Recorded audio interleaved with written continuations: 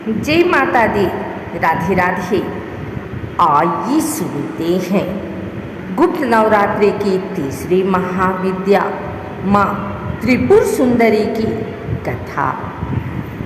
आगे बढ़ना है तो करें त्रिपुर सुंदरी की पूजा। गुप्त नवरात्रि की तीसरी आद्य महाविद्या है त्रिपुर सुंदरी। त्रिपुर सुंदरी अनुपम सौंदर्य, भक्तों को अभय प्रदान करने वाली, यौवन युक्त और तीनों लोकों में विराजमान देवी त्रिपुर सुंदरी कई नामों से विख्यात है। इनको ही राज राजेश्वरी, बाला, ललिता, मीनाक्षी, कामाक्षी, सताक्षी, कामेश्वरी कहा जाता है। स्त्री के सौंदर्य शास्त्र की जितना भी उपमाएं हैं वह सभी देवी त्रिपुर सुंदरी से ही आई हैं। देवी और अन्य देवी देवताओं के पूजन में अनिवार्य रूप से षोडश माताओं की अर्चना होती है। षोडश माताएं कोई और नहीं वरन त्रिपुर सुंदरी के रूप में ही एकाकार हैं। 16 का अंक इनको प्रिय है। वह 16 कलाओं की साम्राज्ञी हैं। अपनी सुंदरता और मोहकता से इन्होंने देवासुर संग्राम में असुरों को बस में कर लिया था। श्री दुर्गा सप्तशती में शुंभ शुंभ वध में इनका प्रसंग आता है। देवी अपने अप्रतिम सौंदर्य की छटा बिखेरते हुए पर्वत पर विराजमान है। असुर मोहित हो जाते हैं। वह शुंभ और निशुंभ से कहते हैं कि आपके पास समस्त संपत्ति है, निधियाँ हैं। यदि यह स्त्री रूपी निधि भी आपको मिल जाए तो आप धन्य हो जाएंगे। बारी बारी से चंडमुंड देवी के पास पहुँचते हैं। देवी से कहते हैं कि आप शुंभ और निशुंभ में से किसी का वरण कर लो। देवी कहती हैं कि मैंने तय किया है कि जो मुझे युद्ध में परास्त कर देगा मैं उसी का वरण करूंगी। कालांतर में देवी से युद्ध होता है। चंडमुंड और शुंभ और निशुंभ का वध होता है। सौंदर्य को निधि कहा गया है। सौंदर्य की उपमा श्री लक्ष्मी से होती है। त्रिपुर सुंदरी कमला ही है। भगवती 16 प्रकार की कलाओं, 16 प्रकार की मनोकामनाओं और 16 माताओं की प्रतीक है। सौंदर्य का अर्थ केवल रूप नहीं है, चारित्रिक गुण भी, सौंदर्य भी इसी श्रेणी में आते हैं।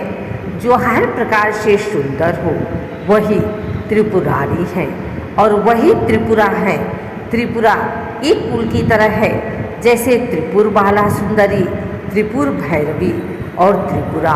त्रिपुरा की आराधना से ही एक राज्य का नाम ही त्रिपुरा पड़ा। कामाख्या मंदिर और त्रिपुर बाला सुंदरी मंदिर सहित देश में कई स्थानों पर इनके मंदिर हैं। त्रिपुर सुंदरी की आराधना से कमला नाम से विख्यात 10वीं महाविद्या धन की अधिष्ठात्री हुई। उनको श्री की उपाधि मिली। श्री यंत्र जो यंत्र शिरोमणि है।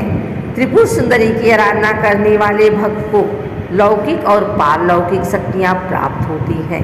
तंत्र शास्त्र में मारण, मोहन, वशीकरण, उच्चाटन और स्तंभन की महत्ता है, अर्थात समन और दमन करने की शक्ति है।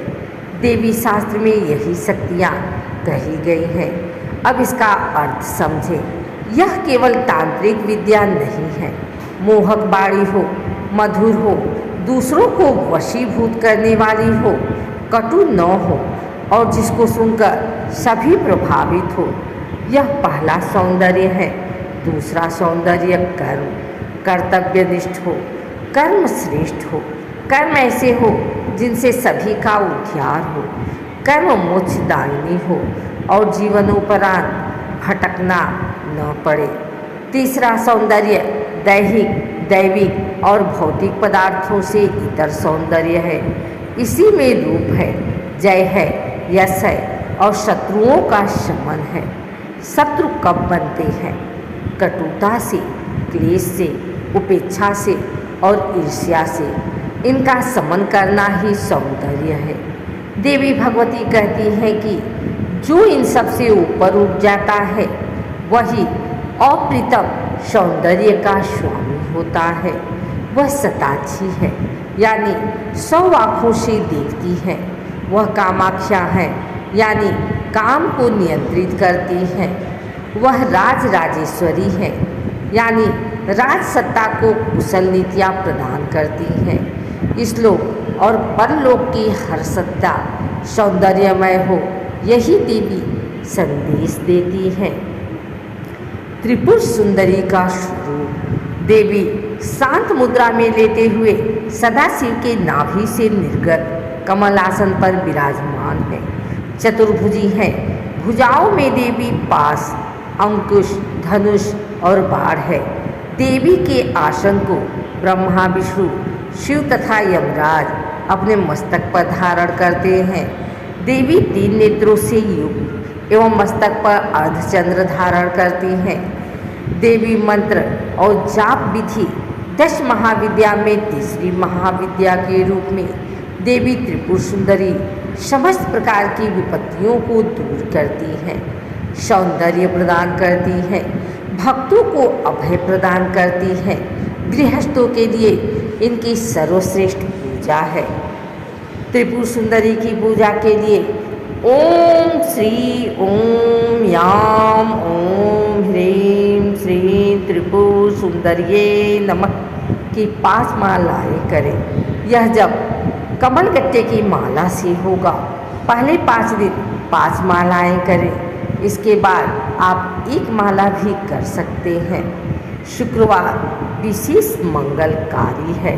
फल प्राप्ति देवी त्रिपुर सुंदरी की पूजा से श्रेष्ठ गुणों का विकास होता है, साहस आता है, आत्मिक बल मिलता है, यश और कीर्ति प्राप्त होती है। इस-लोक और परलोक सुधरता है, बौद्धिक विकास होता है।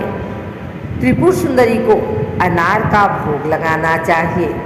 इनका पूजन समय प्रातः 9 बजे या रात्रि के 9 बजे, साधना की दृष्टि से 9 से 11 बजे करना चाहिए।